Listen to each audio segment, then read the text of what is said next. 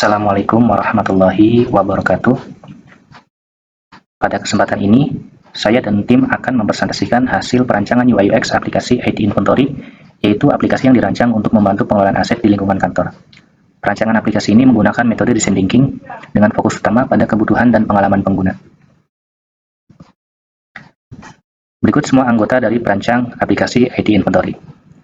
Presentasi ini merupakan bagian dari tugas mata kuliah UI UX dengan dosen pengampu Pak Patria di program studi UI UX Universitas di Nusantara. Aplikasi ini dirancang sebagai studi kasus pengelolaan aset di lingkungan perkantoran. Oke, untuk selanjutnya akan dijelaskan oleh Mas Tri Wahyudin. Di sini saya akan menjelaskan tentang latar belakang masalah dari perancangan aplikasi IT Inventory. Ini berangkat dari kondisi nyata di banyak perusahaan dan di mana pengelola aset teknologi informasi masih dilakukan secara manual. Lalu proses pengajuan aset seringkali dilakukan melalui pesan pribadi atau komunikasi langsung tanpa sistem yang terstruktur. Lalu akibatnya staf sering tidak mengetahui status pengajuan aset mereka sementara. Lalu admin IT kesulitan memantau data aset secara menyeluruh. Lalu permasalahan utamanya ya, berdasarkan kondisi tersebut dapat diidentifikasi beberapa permasalahan utama. Yang pertama, tidak adanya sistem inventaris atau terpusat. Lalu yang kedua, kurangnya transparansi dalam proses pengajuan aset. Yang ketiga, sulit pelacakan aset yang telah digunakan oleh staf. Permasalahan ini berpotensi menimbulkan ketidakteraturan data dan menghambat efisiensi kerja ya. Lalu tujuan pengembangannya dari pembagian aplikasi IT Inventory ini adalah untuk merancang UI UX aplikasi yang dapat membantu proses pengajuan dan pengelola aset menjadi lebih terstruktur. Aplikasi ini diharapkan mampu meningkatkan transparansi status pengajuan, memudahkan admin IT dalam mengelola aset, serta menghasilkan desain aplikasi yang mudah digunakan dan dipahami oleh pengguna. Lalu metode penelitiannya ya. Dalam perancangan aplikasi ini metode yang digunakan design thinking. Metode ini dipilih karena berfokus pada pengguna menentukan pemahaman mendalam terhadap kebutuhan serta permasalahan pengguna sebelum merancang solusi. Design thinking terdiri dari 5 tahap utama, yaitu empathize, define, ideate, prototype, dan test. Ini ya, define, ideate, prototype, dan test. Ini metode penelitiannya. Lalu yang selanjutnya ada empathize. Tahap pertama adalah empathize. Pada tahap ini dilakukan wawancara langsung dengan 2 jenis pengguna utama, yaitu dari staff atau karyawan dan admin IT ya.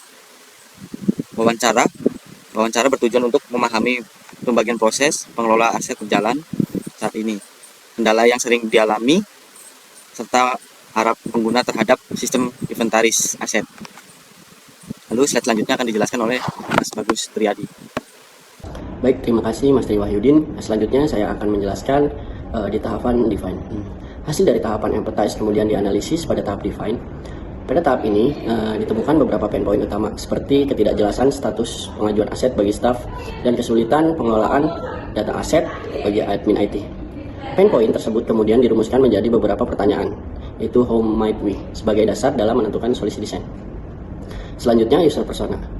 Untuk mempresentasikan kebutuhan pengguna secara lebih jelas, dibuat 2 user persona, yaitu persona pertama yaitu adalah staf atau karyawan yang membutuhkan proses pengajuan aset yang jelas dan transparan. Selanjutnya persona kedua adalah admin IT yang membutuhkan sistem inventaris terpusat untuk mengelola data aset dan pengajuan dengan lebih efisien. Nah, di slide selanjutnya yaitu ideate. Pada tahap ideate, berbagai solusi desain dihasilkan berdasarkan how might we yang telah dirumuskan sebelumnya. Ide-ide tersebut kemudian dikelompokkan menggunakan affinity diagram dan diprioritaskan menggunakan impact effort matrix untuk menentukan solusi yang paling relevan dan realistis untuk dikembangkan. Untuk slide user flow akan dijelaskan oleh Mas Suwarnata. Silakan Mas Suwarnata. Selanjutnya user flow. Nah, ketika solusi sudah ditentukan, dibuatlah user flow untuk menggambarkan alur penggunaan aplikasi. Nah, di sini ada user flow untuk staff atau user. Kemudian di sini ada user flow untuk admin IT. Nah, untuk staff, alur dimulai dari login, melihat dashboard, hingga mengajukan aset. Nah, sedangkan untuk admin IT, Alur dimulai dari login, kemudian melihat pengajuan hingga persetujuan atau penolakan pengajuan aset. Nah, di sini. Oke, selanjutnya, nah berdasarkan user flow tersebut dibuatlah wireframe sebagai kerangka awal desain aplikasi. Total terdapat 8 wireframe. Nah, di mana ada 4 untuk staff atau user. Nah, kemudian ada 4 lagi untuk admin. Nah, bisa dilihat sini. Wireframe ini menggambarkan struktur halaman atau letak elemen serta navigasi aplikasi secara umum yang nantinya akan dikembangkan menjadi user interface design. Selanjutnya, user interface design. Nah, sebelumnya kan kita telah membuat wireframe. Nah, dari wireframe itu kemudian kita kembangkan menjadi desain user interface. Nah, pada tahap ini, fokus utama adalah menciptakan tampilan yang konsisten, mudah digunakan, dan memiliki keterbacaan informasi yang jelas, agar pengguna dapat berinteraksi dengan aplikasi secara nyaman. Nah, ini adalah contoh dari user interface design aplikasi IT Inventory. Oke, selanjutnya prototype aplikasi IT Inventory. Nah, prototype ini berfungsi sebagai interaksi dari pengguna secara langsung dengan tampilan aplikasi, seolah-olah aplikasi ini sudah berjalan atau sudah running. Nah, langsung saja saya akan demokan untuk prototipenya. Nah, ini adalah prototipe dari aplikasi IT Inventory. Nah, di sini saya login sebagai user, kita masukkan email dan password, selanjutnya pilih masuk. Nah, di sini adalah halaman dashboard. Nah, kita bisa lihat sini di halaman dashboard ada total aset, aset kondisi baik atau kondisi rusak, kemudian total pengajuan yang telah dibuat, kemudian ada pengajuan yang disetujui dan ada pengajuan yang ditolak. Ini adalah tampilan dari dashboard, dan di sini juga ada daftar pengajuan terbaru yang telah dibuat oleh user. Nah, di sini juga ada menu aset saya, yaitu aset yang telah digunakan oleh user.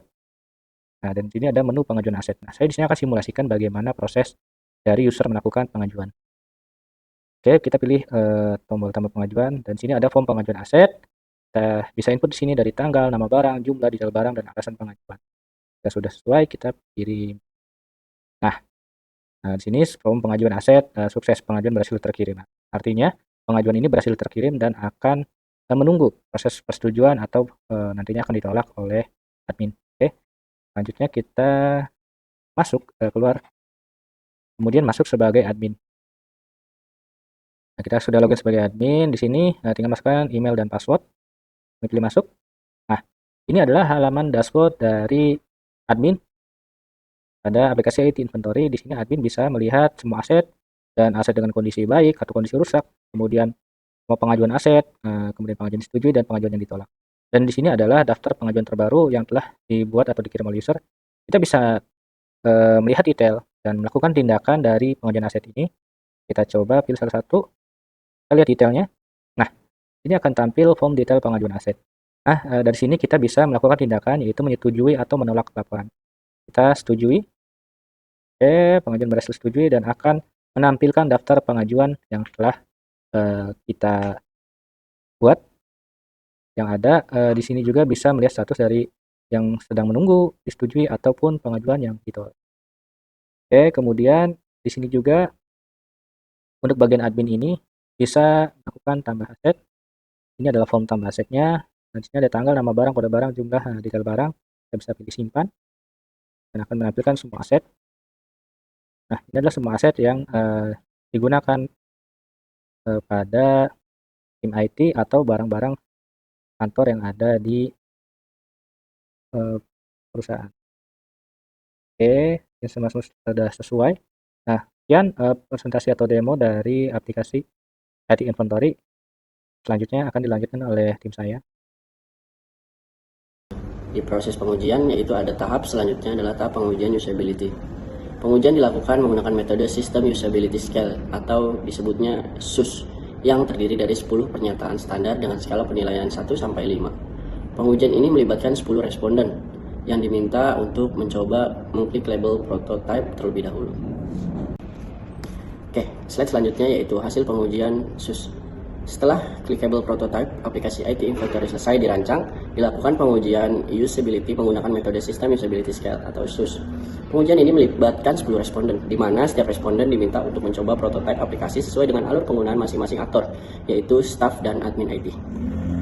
Setelah mencoba prototype, responden mengisi kuesioner SUS yang terdiri dari 10 pernyataan standar dengan skala penilaian 1 sampai 5, mulai dari sangat tidak setuju hingga sangat setuju. Perhitungan skor SUS dilakukan sesuai dengan prosedur standar untuk pernyataan bernomor ganjil, yaitu pernyataan 1, 3, 5, 7, dan 9. Skor diperoleh dengan cara mengurangi nilai jawaban responden dengan 1. Sedangkan untuk pernyataan bernomor genap, yaitu pertanyaan 2, 4, 6, 8, dan 10, skor diperoleh dengan cara mengurangkan nilai jawaban responden dari 5. Seluruh skor dari 10 pernyataan tersebut kemudian dijumlahkan untuk memperoleh skor mentah SUS per responden. Skor mentah ini selanjutnya dikalikan dengan 2,5 sehingga memperoleh nilai SUS akhir dengan rentang 0 hingga 100. Berdasarkan hasil perhitungan terhadap seluruh responden, diperoleh total skor SUS sebesar 770 dengan jumlah responden sebanyak 10 orang. Maka diperoleh skor rata-rata sistem usability scale sebesar 77. Mengacu pada interferensi skor SUS, nilai 77 termasuk ke dalam kategori acceptable atau baik. Hal ini menunjukkan bahwa rancangan UI UX aplikasi IT Inventory memiliki tingkat kegunaan yang baik dan dapat diterima oleh pengguna. Dengan demikian, dapat disimpulkan bahwa aplikasi IT Inventory sudah cukup mudah digunakan, memiliki alur yang jelas, serta layak untuk dikembangkan ke tahap implementasi sistem. Oke, slide selanjutnya akan dijelaskan oleh Mas Wahyu. Silakan Mas Wahyu. Dari hasil pengajuan diperoleh beberapa insight penting. Pengguna merasa alur aplikasi mudah dipahami dan proses pengajuan aset menjadi lebih jelas. Namun, masih terdapat peluang pengembangan lebih lanjut untuk meningkatkan pengalaman penggunaan untuk masa depannya. Maksudnya untuk di masa depannya gitu. Lalu kesimpulannya, berdasarkan seluruh tahapan perancangan yang telah dilakukan, dapat disimpulkan bahwa metode design thinking efektif digunakan dalam perancangan UI UX aplikasi IT Inventory ini ya. Lalu rancangan yang dihasilkan telah sesuai dengan kebutuhan pengguna dan memiliki tingkat usability yang baik berdasarkan hasil pengujian SUS. Oke. Selanjutnya untuk penutup nanti Mas Warnata, silakan. Oke, baik, terima kasih atas perhatiannya. Demikian presentasi perancangan UI UX aplikasi IT Inventory dari kami. Kurang dan lebihnya mohon maaf. Assalamualaikum warahmatullahi wabarakatuh.